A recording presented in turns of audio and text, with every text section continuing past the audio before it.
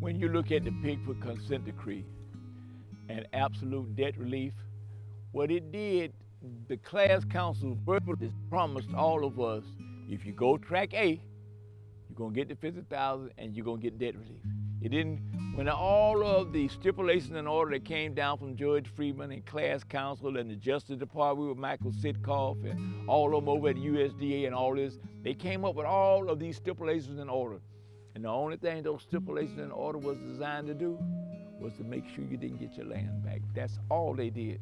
How can you explain it that not one black farmer received justice? See, they play games with words. They say, we had so many to prevail. I prevailed, but I'm in worse shape now than I was before it. I prevailed. They gave me the $50,000. Then they gave me the deed to my farms back. Then they came back almost 2 years later and said, oh, we made a mistake, right? Then they started offsetting my Social Security disability check. Then it was offsetting all of our income tax returns. You know, then the government bought out the peanut quota for farmers. Well, my little quota was a little measly something, but it was about $7,900. They said, oh, you can't get yours, we offsetting it. You know, and they offset it, even when George Bush gave the $250 stimulus package, you can't get it, they offset it. And when you get all of these offsets in every month, right at $300 coming out of my Social Security disability check going to USDA. And let me tell you the saddest part about it. The debt was still growing. It did nothing to pay down the debt. The debt continued to grow. They put out some memos saying, well, if they offset you now, we're gonna make sure that we go into court and get it back once you prevail. You know, offset of the black farmers in the Pigford lawsuit was nothing but retaliation from us filing this lawsuit. They wasn't offsetting white farmers, but they was offsetting us because this was the only way that they could get back us for bringing the case. And offsets made sure that they cripple you in your economics, in your finances, you know, and class council, they promised, well, if you get offsets, you know, call us and write us and bring it up. We did all of that, nothing changed. They still continue with the offsets. And my little offset wasn't about $40,000, $50,000. But if you looked at William Miller, he was like $300,000 of money that they took from him. He had 700 acres of pine trees, and when he thinned the pine trees, he got $300 and some $1,000 out, and guess what? USDA snatched the check because they owned the land. They still had a lien against it, you know? So offset was nothing but retaliation for black farmers for filing this lawsuit. The land that USDA had in inventory at the time that the Pigford case was filed, there were several farmers that had been foreclosed on that their land was actually in the inventory. And it was a large amount of land, but once we started even talking about it, mysteriously, all this land went away. It went away. I don't know, they gave it away, sold it away, what have you. But when we spoke to them about getting your land back, I think it was J.L. Chestnut that came to their defense that once you done sold it, you know, it's gonna be almost impossible to get it back. And I think this guy was a Lord Schaefer out of Mississippi. He was saying, what you mean? The people that bought the land is right there, the land is still there, you know, and it was illegal the way they foreclosed on the discrimination, why I couldn't get it back. When it comes to land and black folks, they are not really looking at fighting for us to get it back and return it back.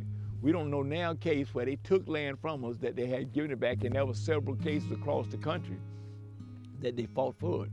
Sometimes they would give you some compensation for it, but to actually say, okay, we foreclosed on you illegally, it was wrong, y'all done sold the land, but that was a mistake. Y'all pay them for their inconvenience, then give me my land back. That never happened that I know of, and I stayed in touch with pretty much across the country. Class counsel was not inclined to want to fight those kind of fights for us. And when the USDA, when we started looking at the land and inventory, and everybody was talking about it, that land began to disappear unbelievably. It disappeared. When you look at the Pigford consent decree and you have priority consideration, what this said, because of the injustice that you suffered and discrimination that you suffered, we are going to give you injunctive relief. This relief is going to be to make you whole, that you would now be able to go back in the USDA and you would get priority consideration for a loan to buy a farm or whatever it takes to make you whole. Okay, and so when they went and we went back to that, because I filed for priority consideration 3 times, injunctive release of it, I never got it. I don't know nobody that got injunctive release out of this lawsuit, even though it was on the table. It never existed. I tried 2 or 3 times, and the reason why you can't get it, they write it up, it sounds good, but then your credit is bad. Hey, you made it that way. Other thing is, you ain't got all of these other little dips and that. Nobody in the Pigford lawsuit received priority consideration or injunctive release, as they termed it, to make you whole. We're as broken as we ever was.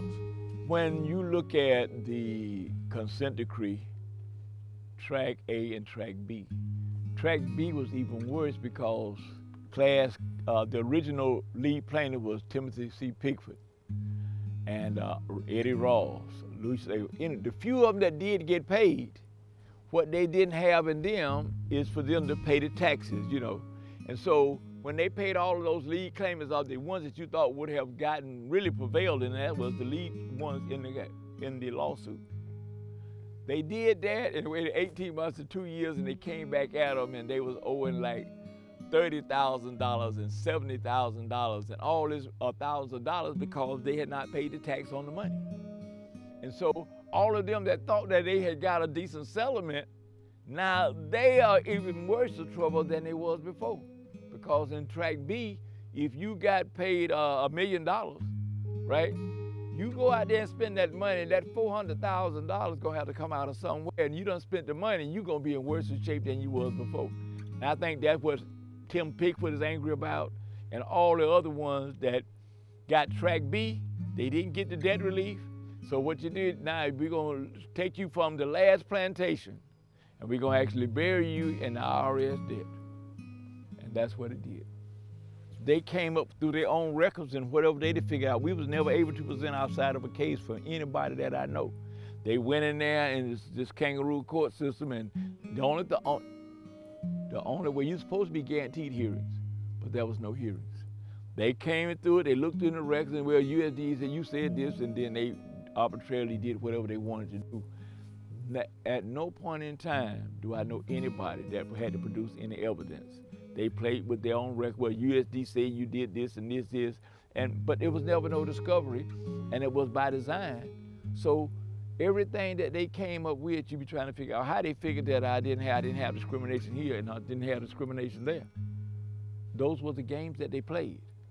We found discrimination in your farm ownership loan, but we didn't find discrimination over here in your operating loan or in when you bought the livestock or when you bought this equipment, And they played games with you so that you could never, how can you play a game if you don't know the rules? And didn't nobody know the rules but them because they was making them up as they go. What was presented to the arbitrator in my case, Track A with the Tim Pigford lawsuit, the consent decree? I have no idea.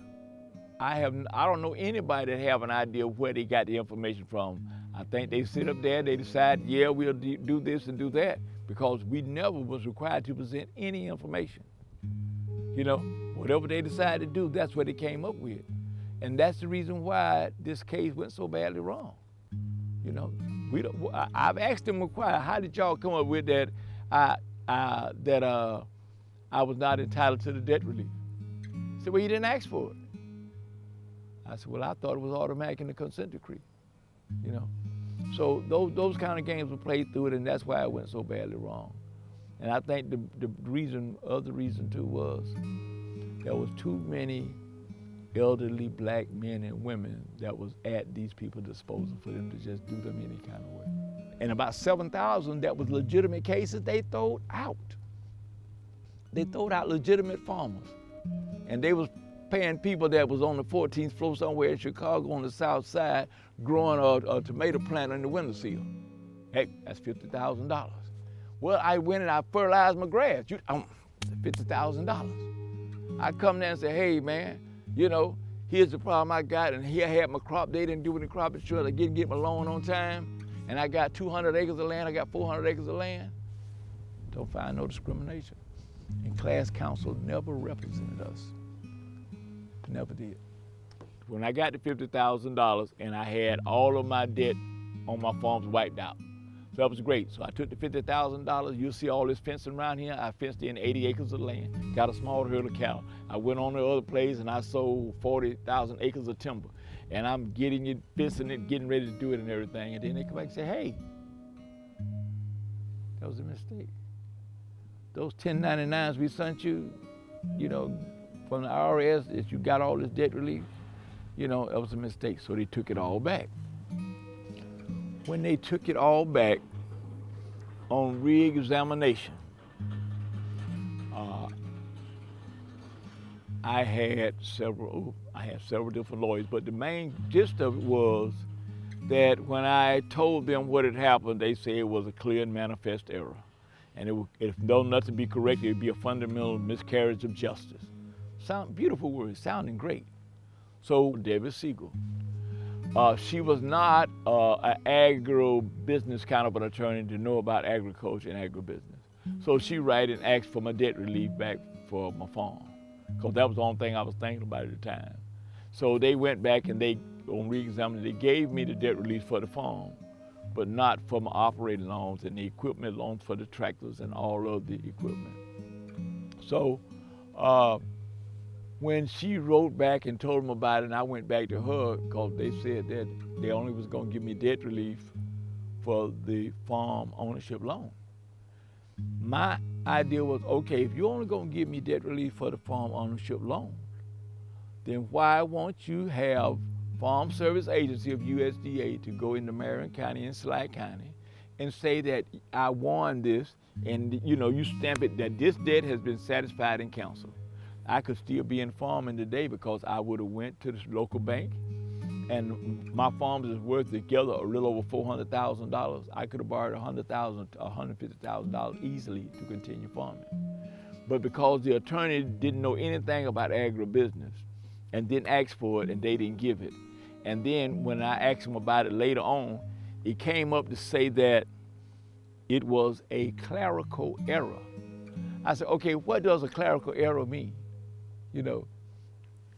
All those stipulations in order was not designed to give you your land, it was designed to take your land. So they don't have to honor none of those things that they put in law. And those stipulations in order didn't work, because I presented that to him. I wrote George Freeman, I think, 2 or 3 times, different occasions, promissory estoppel and different others, but to no avail. It wasn't designed for you to get your land back.